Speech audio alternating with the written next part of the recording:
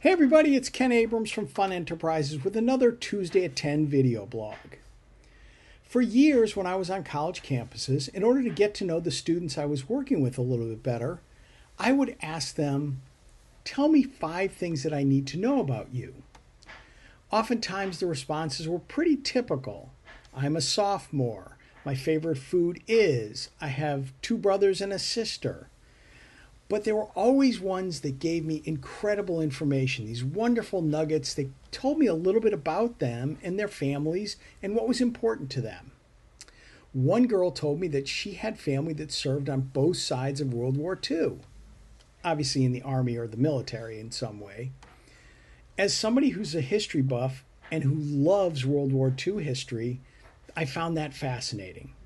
I've had people that told me they had their pilot's license, went scuba diving. I've met a number of students that were adopted. So I got all kinds of information.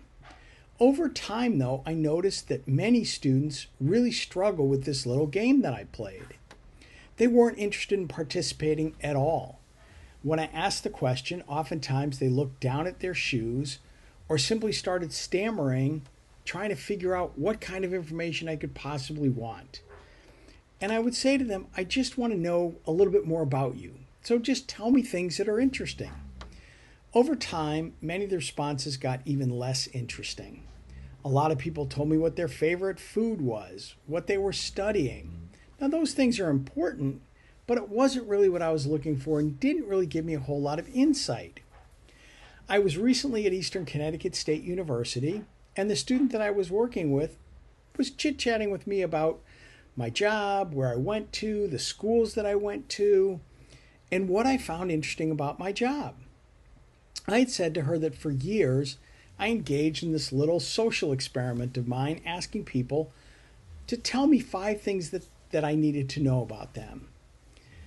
Her face immediately brightened up, and I could tell that her interest was piqued. She said, would you be interested in hearing my 5 things? I said, absolutely. Rarely do people volunteer this, so I was pretty intrigued as to what she was going to tell me. She started with a few things about her family, her personality, and it was interesting.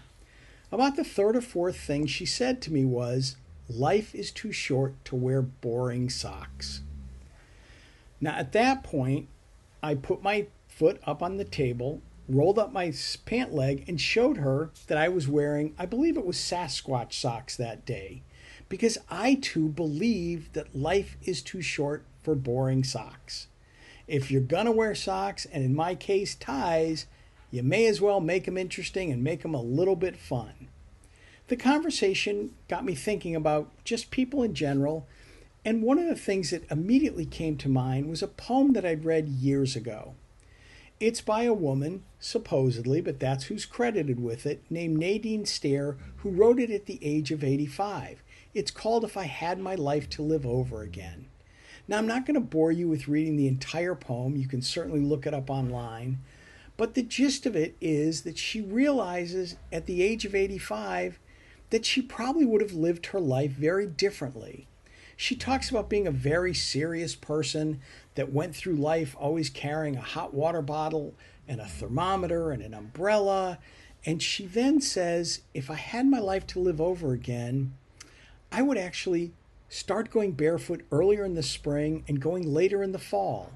She talks about wanting to have more moments, a lifetime of moments. It's a great piece and well worth reading. Anyway, life is too short for boring socks.